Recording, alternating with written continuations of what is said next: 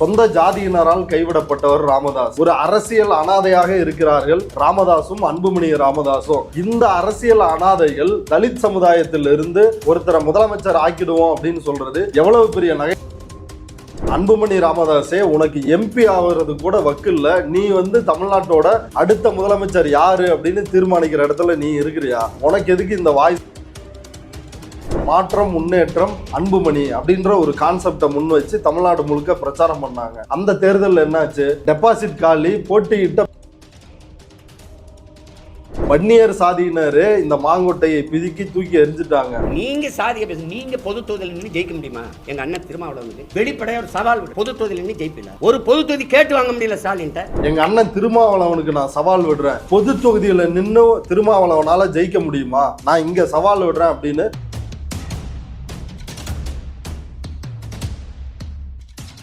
Tribes நேயர்களுக்கு வணக்கம். இன்று நம்மோடு பேசுவதற்கு திரு கரிகாலன் அவர்கள் இணைந்துள்ளார். வாருங்கள், அவரோட பேசுவோம். வணக்கம். வணக்கம் அரவிந்த். விசிகாவோட தலைவர் திருமாவளவன் அவர்கள் ஆர்ப்பாட்டத்தில் பேசும்போது ஒரு தலித்து ஒரு மாநிலத்தோட முதலமைச்சர் ஆக முடியாது அப்படின்னு ஒரு கருத்தை பதிவு செஞ்சிருந்தாரு. இதுக்கு தொடர்பாக பாமகவோட தலைவர் அன்புமணி கிட்ட பத்திரிகையாளர்கள் கேட்குறாங்க. அதுக்கு அவர் எங்களுக்கு பட்டியலின மக்கள் ஆதரவு திரட்டும், நாங்கள் ஒரு தலித்தை முதல்வர் ஆக்கி காட்டுறோம்னு சொல்லியிருக்காரு. இந்த கருத்தை எப்படி பார்க்குறீங்க? ஆமாம், அதை நான் பார்த்தேன் இன்னைக்கு. அதாவது பட்டியல் சமுதாயத்தினர் முழுக்க எங்களுக்கு ஆதரவு கொடுங்க, நாங்கள் ஒரு தலித் சமுதாயத்திலிருந்து ஒருவரை முதலமைச்சர் ஆக்குவோம் அப்படின்னு பாமக தலைவர் அன்புமணி ராமதாஸ் சொல்லியிருக்கிறாரு. என்னோட கேள்வி என்னன்னா, ஒருத்தனுக்கு எந்திரிக்கவே முடியாதான் அப்படின்னு சந்திரமுகி படத்தில் ரஜினி கேட்டதை தான் நானும் கேட்க விரும்புகிறேன். ஒன்னால நின்று எம்பி சீட்டே ஜெயிக்க முடியல, ஒன்னாலேயே ஜெயிக்க முடியல, உன் மனைவிக்கு கொடுத்த அந்த அம்மாவாலையும் ஜெயிக்க முடியல, தோத்து போயிருக்கிறீங்க ரெண்டு பேரும். நீ ராஜ்யசபாவில் அதுவும் அதிமுக போட்ட பிச்சையில இன்னைக்கு எம்பியா வாழ்ந்துகிட்டு இருக்கிற. இப்படி இருக்கிற நீ பட்டியல் சமூகத்தை சார்ந்த ஒருத்தரை முதலமைச்சராக்க முடியும்? இப்போ உங்க அப்பா விக்கிரவாண்டி இடைத்தேர்தல் நடந்துச்சு, அதுல படுதோல்லியே சந்திச்சிங்க, அங்க ஜெயிக்க போறோம் ஏன்னா வன்னியர்கள் ஓட்டு கணிசமாக இருக்கிறது, நாங்க தான் இந்த இடைத்தேர்தலில் ஜெயிப்போம், பாஜக கிட்ட ஒரு நல்ல பேர் வாங்குவோம், அப்படி வாங்குவதன் மூலமாக இந்த ராஜ்யசபா சீட்டை பயன்படுத்தி ஒரு கேபினெட், அதாவது MOS ஆவது இணையமைச்சர் பதவியாவது வாங்கிடலாம் அப்படின்ற நினைப்புல காய் நகர்த்தினாப்புல அங்கேயே உனக்கு ஓட்டு விழுவுல. அங்க இருக்கிற வன்னியர் சமூக மக்களே உன்னை தோற்கடித்திருக்கிறார்கள். அந்த விக்கிரவாண்டி இடைத்தேர்தலுக்கான முடிவுகள் வந்த மறுநாள் ராமதாஸ் பிரஸ்ஸை சந்திக்கிறாரு. அப்ப பிரஸ் மீட்ல பத்திரிகையாளர்கள் கேள்வி எழுப்புறாங்க, இப்படி விக்கிரவாண்டி இடைத்தேர்தலில் ஜெயிப்பீங்கன்னு சொன்னீங்க ஆனா தோத்துட்டீங்களே அப்படின்னு. அதுக்கு ராமதாஸ் என்ன சொன்னார்? ஏனோ தெரியவில்லை, மக்கள் என் பின்னால் வர தயங்குகிறார்கள் அப்படின்னு சொன்னாரு. மக்கள் ஏன் வர தயங்குகிறார்கள்? ஏன்னா உங்களுடைய கடந்த கால செயல்பாடு அப்படி மாத்தி மாத்தி அதிமுக திமுக அதிமுக திமுகன்னு கூட்டணி வச்சிங்க. அடுத்து காங்கிரஸ் பாஜக, முன்னாடி காங்கிரஸோட கூட்டணியில இருந்தாங்க, இப்ப பாஜகவோட கூட்டணியில இருக்கிறாங்க. இப்படி மாறி மாறி கூட்டணி வைத்ததனுடைய விளைவாக பாமக ஒரு முட்டுச்சந்துக்கு வந்துச்சு. அந்த முட்டுச்சந்துல இருந்து தப்பிப்பதற்காக நாடக காதல் அப்படின்ற ஒரு விஷயத்த கையில் எடுத்தாங்க. அதோடு மட்டும் இல்லாமல் தலித் அல்லாதோர் கூட்டமைப்பு, தலித் சமூகம், பட்டியல் சமூகத்தை சார்ந்த அமைப்புகளோ கட்சிகளோ இல்லாமல் ஒரு கூட்டமைப்பை ராமதாஸ் உருவாக்கி மிகப்பெரிய தமிழ்நாட்டில் கலவரத்தை தூண்ட முயற்சி செஞ்சார். அது மட்டும் இல்லாமல் தருமபுரியில் பட்டியல் சமூகத்தினர் வாழுகின்ற அந்த காலனிகளை எரித்து மிகப்பெரிய கலவரத்தை நடத்தினார்கள். அப்படி நடத்தி தான் 2014 அன்புமணி அங்க ஜெயிச்சாரு. அதுக்கு பிறகு 2019 அங்க போட்டிக்கிட்டாரு. அந்த நாடக காதல் மேட்டரை அவங்க சொந்த ஜாதியை நம்ப தயாரா இல்லை, மற்ற இடைநிலை சாதியினரும் அதை நம்ப தயாராக இல்லை. 2019 மண்ணை கவுனாரு. அன்னைக்கு நாடாளுமன்ற உறுப்பினராக MP டாக்டர் செந்தில்குமார் தேர்வானாரு. அதற்கு பிறகு இப்ப 2024 தன்னுடைய மனைவியை சௌமியா அன்புமணியை நிற்க வைத்தார். அவங்களும் அங்க தோத்துதான் போனாங்க. காரணம் என்ன? உன்னுடைய நாடக காதல் அரசியலை மக்கள் நம்பவில்லை. வன்னியர்களுக்கான காவலன் நாங்க தான் அப்படின்றத மக்கள் நம்பவில்லை, வன்னியர்களே நம்பவில்லை அப்படின்றதுதான் முக்கியமான விஷயம். ஏன்னா இவர்களுடைய ஏமாற்று அரசியல் அப்படிப்பட்டது. அதற்கு பிறகு அதாவது 2016 சட்டமன்ற தேர்தலில் ஒரு ஸ்ட்ராட்டஜி பண்றாங்க. அதாவது வன்னியர் தான் தமிழ்நாட்டை ஆளப்போகிறார், வன்னியர்கள் ஓட்டு போடுங்க. அவர்கள் சொன்ன கணக்கீட்டின்படியே தமிழ்நாட்டில் 1 கோடி வன்னியர்கள் இருப்பதாக சொல்றாங்க. நாங்க தான் 90 தொகுதிகளில் வெற்றி தோல்வியை தீர்மானிக்கின்ற ஒரு சக்தியாக இருக்கிறோம் அப்படின்றதையும் அவங்களே தான் சொல்றாங்க. அப்ப இந்த வாக்குகளை குறிவைத்து 2016 மாற்றம் முன்னேற்றம் அன்புமணி அப்படின்ற ஒரு கான்செப்டை முன் வச்சு தமிழ்நாடு முழுக்க பிரச்சாரம் பண்ணாங்க. அந்த தேர்தலில் என்னாச்சு, டெபாசிட் காலி, போட்டியிட்ட பெரும்பான்மையான எல்லா தொகுதிகளுமே தோத்து போனாங்க. அப்பையும் வன்னியரை ஒருவரை முதலமைச்சர் ஆக்குங்கள் என்று கேட்ட பொழுது வன்னியர் சாதியினரே இந்த மாங்கொட்டையை பிதுக்கி தூக்கி எரிஞ்சிட்டாங்க. மாற்றம் முன்னேற்றம் அன்புமணியை, மாற்றம் முன்னேற்றம் சூட்கேஸ் மணி, மாற்றம் முன்னேற்றம் மேங்கோ மணி, நீ போய் வீட்டில் மணி அடிக்கிற வேலையை பாரு, இங்கே இந்த வேலையை எங்கள்கிட்ட காட்டாத அப்படின்னு அன்றைக்கே அன்புமணியினுடைய கதையை முடிச்சுட்டாங்க. 2019க்கு பிறகு 2021 தேர்தலில் சந்திக்கணும்ல. பார் உள்ளவரை, கடல் உள்ளவரை, வானம் உள்ளவரை நாங்கள் திராவிட கட்சிகளோட கூட்டணி வைக்க மாட்டோம், அப்படி வைத்தால் அது பெற்ற தாயோடு உறவு கொள்வதற்கு சமம், இப்படியெல்லாம் வாய்கிலிய பேசினார் டாக்டர் ராமதாஸ். ஆனால் திராவிட கட்சிகளோடு மீண்டும் கூட்டணி வைக்க வேண்டிய ஒரு நிலைமை ஏற்பட்டு விட்டது. அதனால மக்களை போய் சந்திப்பதற்கே வழி இல்லாமல் மீண்டும் ஒரு முட்டுச்சந்தில் பாமக சிக்கியது. அதனுடைய விளைவாகத்தான் 10.5 உள்ஒதுக்கீடு அப்படின்ற விவகாரத்தை கையில் எடுத்து பிரச்சனையாக்குறாங்க. அவசரமாக எந்த டேட்டாவுமே இல்லாம 10.5 இடஒதுக்கீடை கடைசி நேரத்தில் எடப்பாடி பழனிசாமி அன்னைக்கு தான் சட்டசபை கடைசி கூட்டத்தொடர் முடிய போகுது, அப்ப கொடுத்தாரு.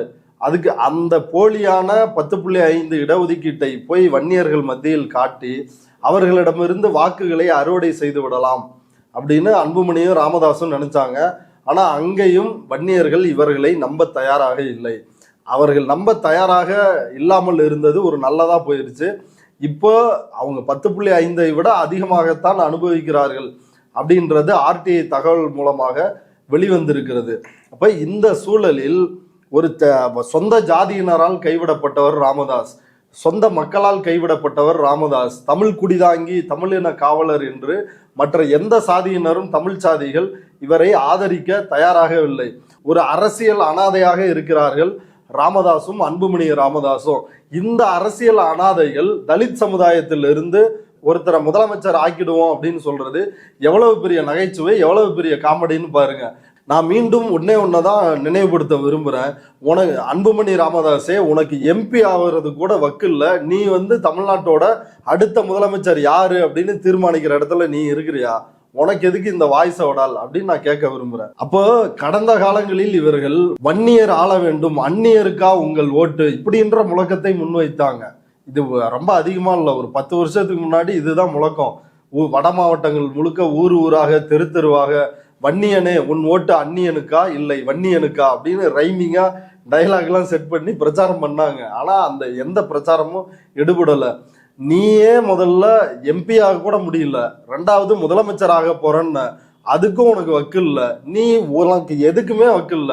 இப்ப விசிகாவில் 2 எம்பி இருக்கிறாங்க, 4 எம்எல்ஏ இருக்கிறாங்க, உன் கட்சியில ஒரு 4 எம்எல்ஏ இருக்கிறான், அவ்வளவுதான், ஒரு எம்பி கூட கிடையாது.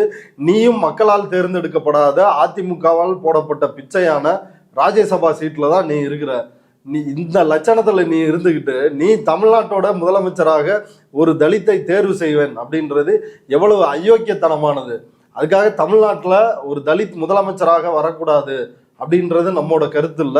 விசிகா தலைவர் திருமாவளவன் அவர் சொன்ன கருத்தை, அதாவது தமிழ்நாட்டில் தலித் ஒருவர், அதாவது தமிழ்நாடு மட்டும் கிடையாது எல்லா மாநிலங்களிலும் தலித் ஒருவர் முதல்வர் ஆக முடியாதுன்ற கருத்தை நான் வரவேற்கிறேன்னு சொல்லி நாம் தமிழர் கட்சி ஒருங்கிணைப்பாளர் சீமான் சொல்லியிருக்காரு. இதை எப்படி பார்க்குறீங்க? இல்லை, சீமான் மட்டும் இல்லை, இந்த விவகாரத்திலும், அதாவது இந்த அருந்ததியர் இடஒதுக்கீடு விவகாரத்திலும் நாம் தமிழர் கட்சி யூடியூப் சேனல் சொம்புகள்லாம் என்ன பண்றானுங்கன்னா திருமாவை சுத்து போடும் கழகங்கள் அப்படின்லாம் வீடியோ போடுறானுங்க. அதாவது அருந்ததியர் இடஒதுக்கீட்டில் ஒரு மாற்று கருத்தை விசிகா வைக்கிறாங்க. நாங்க உள்ஒதுக்கீட்டை ஆதரிக்கிறோம்னு வைக்கிறாங்க, ஆனா சப் கேட்டகரைஸ் பண்ணக்கூடாது அப்படின்றதையும் சொல்றாங்க. அப்ப ஏதோ ஒன்னா பிரிச்சு தானே உள் இடஒதுக்கீடு அப்படின்றது கொடுக்க முடியும். உள் இடஒதுக்கீடை ஆதரிக்கிறோம், ஆனால் சப் கேட்டகரைசேஷனை எதிர்க்கிறோம் அப்படின்னு அவங்க சொல்ற கருத்து முரண்பாடாக இருக்கிறது அப்படின்றதான் பெரியாரிஸ்டுகளும் தோழர் கொளத்தூர்மணி போன்றவர்களும் இப்ப நம்ம சேனல்ல பேட்டி கொடுத்த ரைஸ் முகமது, விஜயபாஸ்கர் எல்லாருமே இந்த கருத்தை முன்வைத்தாங்க. இப்படி கருத்துக்களை முன்வைத்த உடனே திருமாவை சுத்து போடுகிறார்கள், அதுவும் திராவிட கழகத்துக்காரர்கள் இந்த வேலையை பார்க்கிறார்கள் அப்படின்னு திருமாவிற்கு ஆதரவு கொடுப்பதை போல இந்த ஓநாய்கள், இந்த நரிகள் ஊளையிடுகிறது. அதே போலதான் சீமான் சொன்ன கருத்தும். சீமான் என்ன சொல்றாரு, தலித் ஒருவர் முதலமைச்சர் ஆக முடியாது அப்படின்னு அண்ணன் திருமாவளவன் சொன்னதை நான் வரவேற்கிறேன் அப்படின்னு சொல்றாரு. இதை வரவேற்பதற்கோ எதிர்ப்பதற்கோ சீமானுக்கு ஏதாவது யோக்கியதை இருக்குதா? இப்ப சீமான்ட்ட ஒரு பிரஸ் மீட்ல நீங்க தான் கேட்டீங்க, என்ன கேள்வியை முன் வச்சீங்க? தமிழ்நாட்டுல சாதி ஒழிப்புக்கு பதிலாக சாதியை ஊக்குவிக்கிற விதமா குடிப்பெருமை சாதி பெருமைன்னு சொல்லி பேசிட்டு இருக்காங்க. இது எப்படி சாதி ஒழிப்புக்குள்ள கொண்டு போகும் அப்படின்ற ஒரு கேள்வியை வந்து திரும்ப வச்சிருந்தாரு. அந்த கேள்வியை தான் அவர்கிட்ட கேட்டேன். இதை நீங்க கேட்டீங்க, அதுக்கு சீமான் என்ன பதில் சொன்னார்? அதாவது குடிப்பெருமை ஜாதி பெருமையை குடிப்பெருமை என்ற பெயரால் ஊக்குவிக்கிறார்கள், வளர்க்கிறார்கள் அப்படின்னு திரும்ப விமர்சிக்கிறார் அப்படின்றது நீங்க முன்வைத்த கேள்வி. அதற்கு சீமான் என்ன சொல்லியிருக்கணும்? அப்படி இல்லை, நான் அப்படி முன்வைக்கல, குடிப்பெருமையை நான் ஏற்றுக்கொள்ளவில்லை, அப்படி ஏதாவது கருத்து சொல்லியிருந்தா பரவாயில்ல. ஆனா சீமான் என்ன சொன்னாரு? எங்க அண்ணன் திருமாவளவனுக்கு நான் சவால் விடுறேன், பொது தொகுதியில நின்று திருமாவளவனால ஜெயிக்க முடியுமா, நான் இங்க சவால் விடுறேன் அப்படின்னு சென்னை பிரஸ் கிளப்ல சவால் விட்டாரா இல்லையா? அப்படி விட்டதற்கான நோக்கம் என்ன? அப்ப தனி தொகுதிகளில் பட்டியல் சமூகத்தவருக்கான ரிசர்வ்டு தொகுதிகளாக இருக்கக்கூடிய தனி தொகுதிகளில் போட்டியிடுபவர்கள் இழிவானவர்களா? அங்க வந்து நான் தலித் யாருமே இல்லையா? வெறும் தலித் மக்கள் ஓட்டு போட்டு தான் தேர்ந்தெடுக்கிறாங்களா? இது அரசியலமைப்பு சட்டப்படி அண்ணல் அம்பேத்கர் அவர்கள் அரசியலமைப்பு சட்டத்தில் உறுதிப்படுத்திய உரிமைகள். இதெல்லாம் எப்படி இடஒதுக்கீட்டு உரிமை வந்து கல்வி வேலைவாய்ப்பில் இருக்கிறதோ அதே போல அரசியல் அதிகாரத்தில் இது உறுதிப்படுத்தப்பட வேண்டும் அப்படின்றதுனாலதான் தனி தொகுதிகள் அப்படின்ற விஷயமே இருக்குது. அப்ப அங்க போட்டியிடுவதனால் திருமாவளவனை இவர் வந்து எவ்வளவு கொச்சையா பேசினாரு. அப்படி சீமான் கேள்வி எழுப்பியதே ஜாதி வெறியின் அப்பட்டமான வெளிப்பாடு. அதற்கு விசிக தலைவர் என்ன பதில் சொன்னார்? நாங்க இன்னைக்கு இல்லைங்க, 2006 இருந்தே பொது தொகுதியில 2 முறை சிந்தனை செல்வன் வந்து பொது தொகுதியில தான் போட்டியிட்டாரு. சிந்தனை செல்வன் விசிகாவோட பொதுச் செயலாளர். அதற்கு பிறகு உளுந்தூர்பேட்டை பொது தொகுதியில முகமது யூசுப் வந்து போட்டியிட்டாரு. இப்போ நடந்த சட்டமன்ற தேர்தலையும் 2 பொது தொகுதிகளில் SS பாலாஜியும் ஆலூர் சானவாசும் வந்து ஜெயிச்சிருக்கிறாங்க. அப்ப சீமான் பேசுவது முழுக்க முழுக்க ஒரு சாதிய பற்றிலிருந்து ஜாதிய பார்வையாக என்னை விமர்சிக்கிறார், நான் அதை பொருட்படுத்த விரும்பல அப்படின்னு சொல்லி இந்த ஆளை ஒரு ஆளா கூட நான் மதிக்கல அப்படின்னு மூஞ்சல் அடிச்ச மாதிரி விசிக தலைவர் வந்து சொன்னாரு. இப்படி ஜாதி வெறியோடு பேசுகின்ற சீமான் தலித் முதலமைச்சராக முடியாது என்பதை நான் வரவேற்கிறேன் அப்படின்னு சொல்றது வெறும் அரசியலுக்காக பேசுற நாடகம் தான். இதையும் திமுகவுக்கு எதிராக திருப்ப முடியுமா அப்படின்றதுக்காக தான் சீமான் இப்படி பேசுறாரே ஒழிய உண்மையில் அவருக்கு எந்த நல்ல நோக்கமும் இதுல கிடையாது. அப்படியானால் அப்படி ஒரு நல்ல நோக்கம் இருக்கிறதா இருந்தா ஆதித்தமிழர்னு முழங்குறாரு இல்லையா? சீமான் தான் முதலமைச்சர் வேட்பாளரா அந்த கட்சியில எல்லாராலும் முன்னிறுத்தப்படுகிறார். அப்ப கட்சிக்கு தலைவராக ஒரு ஆதித்தமிழரை நியமிங்க, நீங்க அரசியல் தலைமையாக முதலமைச்சர் வேட்பாளரா இருங்க. அதை செய்ய முடியுமா சீமானால்? அப்ப அதை எதையும் செய்ய தயாரா இல்லாம நான் இதை வரவேற்கிறேன் அப்படின்றது ஒரு நரித்தனம், ஒரு ஓனாய்த்தனம் தான். இந்த செய்தி தொடர்பாக இவ்வளவு நேரம் பல்வேறு விஷயங்களை பகிர்ந்து கொண்டதுக்கு நன்றி. நன்றி.